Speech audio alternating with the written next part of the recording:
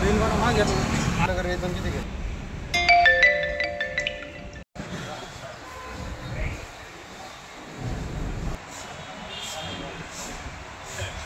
माझं नाव विते संतोष धोंडीबा. मी लातूरवरून आलेला आहे.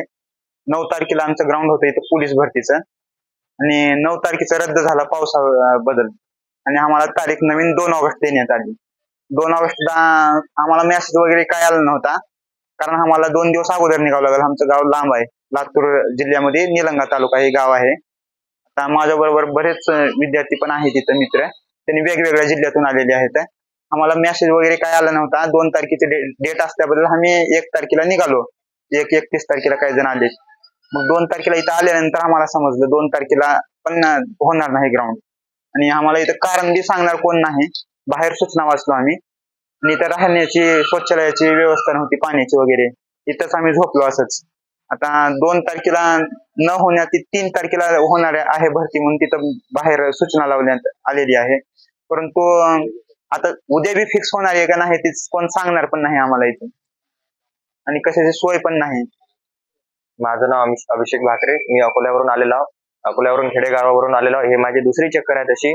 पहिल्या चक्कर पण माझे 2000 रुपये केले, या चक्कर पण मध्ये पण 2000 रुपये केले. तिथं राहायची व्यवस्था नाही, ऑटोवाले त्रास देतात, झोपाची व्यवस्था नाही. तुम्ही पाहू शकता सर्वजण बाहेर झोपलेले आहेत. इथं मच्छराचा त्रास, संडास पण इथं सफा केलेले नाही आहे, काही नाही आहे. मुलांना घरून एवढे पैसे कुठून आणायचे? 2-2 हजार रुपये लागते आम्हाला परत यायला.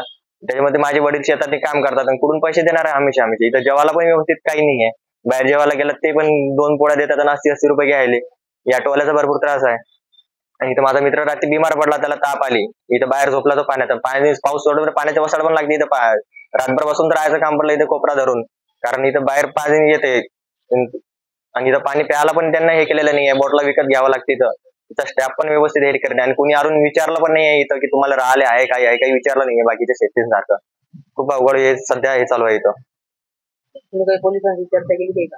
आल्यावर त्यांना विचारलं, पण ते काही बोलायलाच तयार नाही, काय सांगायलाच तयार नाही. तिथं बोर्ड लावून दिलेले आहे फक्त त्यांनी, की ज्याचं 2 तारखेला होतं त्यांचा 3, 4, 5 कधी पण येऊ शकता.